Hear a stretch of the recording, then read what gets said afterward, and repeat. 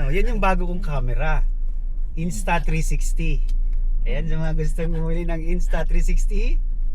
Tik! Andito oh. Tik, tik, tik, Ayun no, tik, tik. asenso na talaga si idol ko eh. Dati ang dala, Vios eh. Ngayon, Innova. No? Ay, pinagpala siguro to. Oo.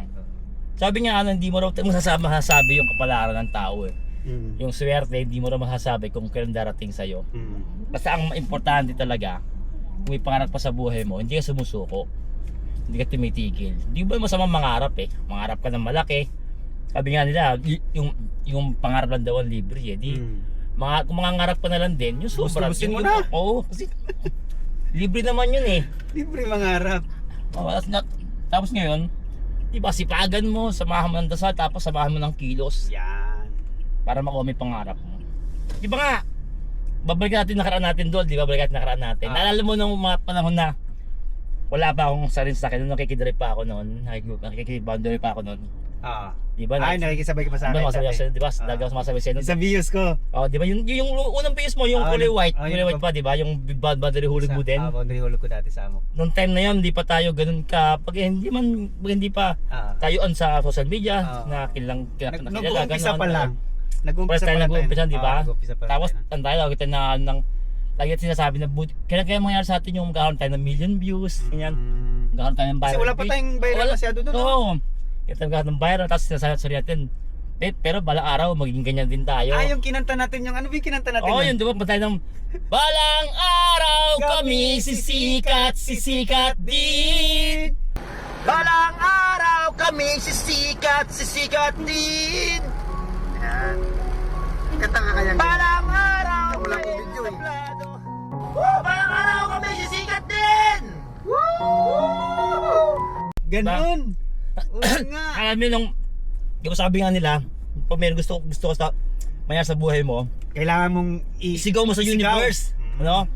Di ba alam mo, dumunga pa. Alam ko, dumunga pa sa bintanang ganun eh. Dumunga pa, sumisigaw ako nun eh. Diba? Sisikat din kami! Ganun. Di kahit man nun yung sakang ko nun. Dati sinigaw ko rin sinigaw yun. yun, diba? Nagmumotor ka, kasama ko yung mag-ina ko. Ang sabi ko, magkakakotse din ako. Sisigaw ko ng ganun. Kaya binigay. Nangyari nga. Mga parang, hindi naman basta isisigaw mo lang. Siyempre, sumigaw ka, sumigaw ka, narinig ka ng universe, sumisigaw ka na ganun gusto mo. Tapos nakita ka niyang kinikilusan mo yung yung pangarap mo. Huwag kang dupensa sa sigaw lang eh. Baka sigaw kang sigaw. Kailangan mo rin kumilos. Oo, sigaw pero hindi ka man kumikilos, di ba? Wala rin. Yung mga ganun, yung mga siyempre panakita naman kung panakita na nagsisikap ka rin, bibigay sa'yo yan eh. So ito ang tanong, kumusta ka na ngayon? Masasabi ko kumpara sa dating ako. Kumbaga masabi kong malayo na ako sa dating ako, pero malayo pa. Malayo pa ako sa gusto kong puntahan. Pero nakalayo na ako sa dating ako. Kumbaga parang hindi na dati talaga, di ba? Dati nakikiboundary ako. Ngayon ikaw na yung amo. Ngayon hawak ko na yung oras. Hawak Hawak ko na yung oras ko. Hindi na ako dati talagang minsan Maabot ka pa ng gabi no? oo, tsaka alam mo yun na parang 2 weeks akong straight nagbibiyahe. Oo, dati. Oo, hindi ako linggo-linggo umuwi. Tsaka alam mo yung pagluluwas ako, parang ang bigat-bigat na pakiramdam ko kasi bibiyahe na naman ako malayo sa pamilya ko. Ngayon pag gusto ko umuwi, anytime gusto ko umuwi, makaka-uwi ako. Di ba? Parang hawak mo na, di ba? Parang ang laki ng pinagkaibahan. Hindi pa man ako nakarating sa gusto talagang yung direction ng buhay ko, yung pinapangarap ko, pero kahit paano nakaabante na ako. Kumbaga, lahat ng mga ginagawa mo may resulta. Oo, nagkaroon ng magandang resulta. Ikaw naman idol. Kamusta na si Don Bertos noon at si Don Bertos ngayon? Bilang kilala sa pagiging vlogger at pagiging Korean prankster. Siguro masasabi kong maganda yung resulta. Totoo. Yung gaya yung sa'yo, maganda resulta.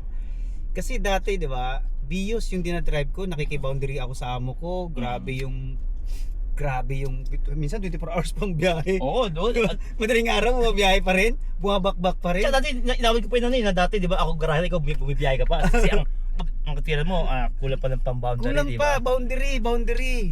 Kaya, ayun, sipag-sipag lang araw-araw. So, dumating yung time na, yan, karoon ako ng sariling sasakyan. So, hawak ko na yung oras ko, ako na yung boss. Kung dati meron akong boss, ngayon ako na yung boss. ako na yung... Tsaka 3 na unit mo, di ba? Oo, 3 na. Bakit ito? Bios, Avanza, Innova. 3 na, tsaka... At meron ka pang coffee shop. Oh, shoutout nga pala, Brocada. Yung coffee shop ko nasa Siling Bata, Pandibulacan doon sa amin. Oo. Kaya malaking bagay din na ano. So ganun lang.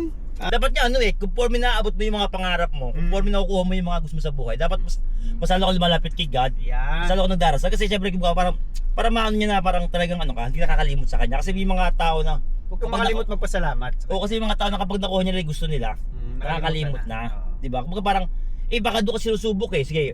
So, ibibigay ko sa yung gusto mo. Kinilimutan mo ako Oh, 'di ba? Pagtapos hindi mo na pala ako naaalala. Kumbaga parang hindi na bibigay. Kumbaga, tatanggalin ko ulit sa iyan para maalala mo ako. Dahan-dahanin kung mawawala sa iyan. Para maalala mo ulit ako. Maalala mo ulit ako.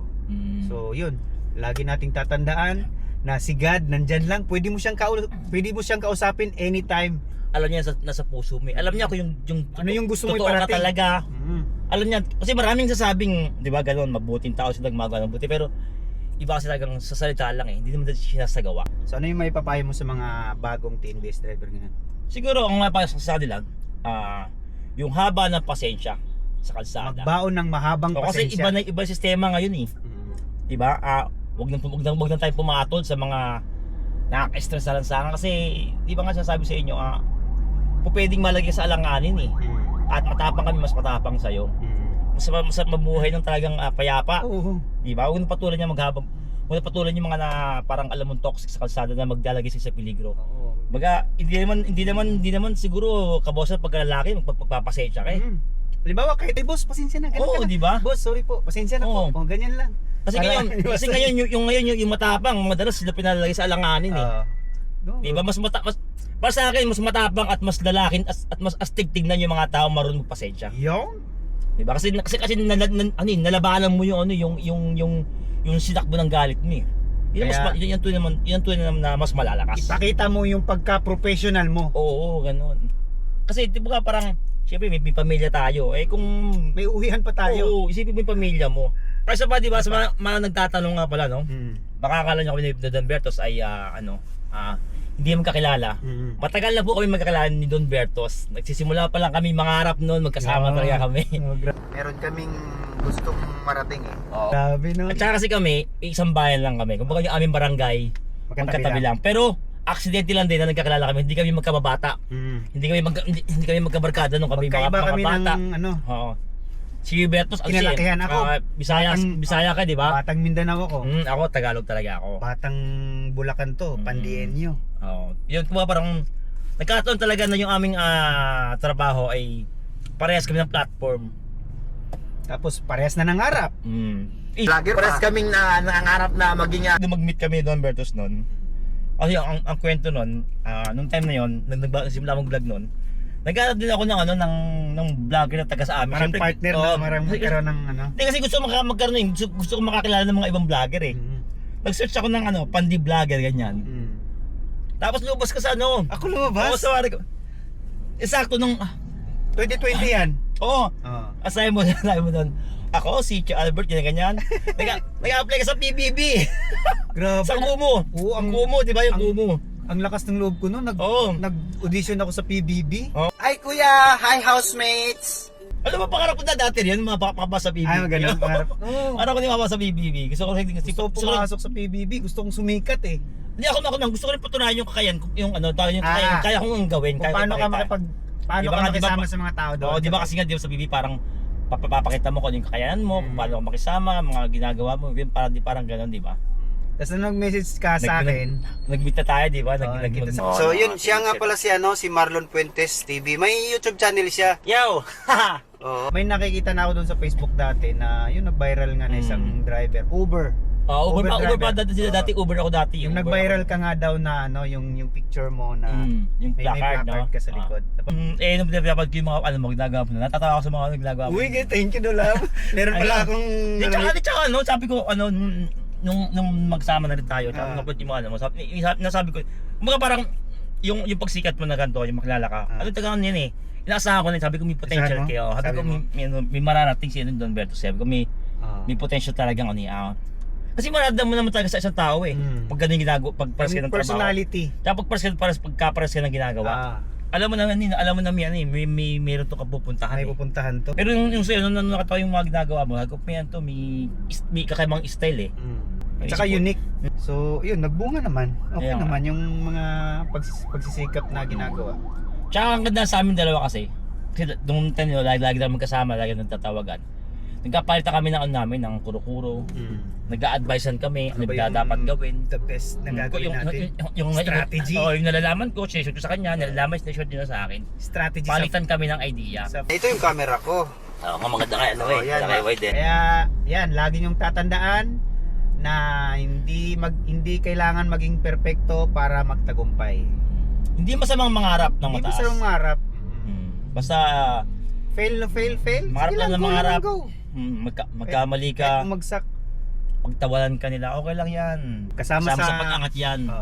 Meron pa tayong ano dati, outro So ako nga, ano to? Dati.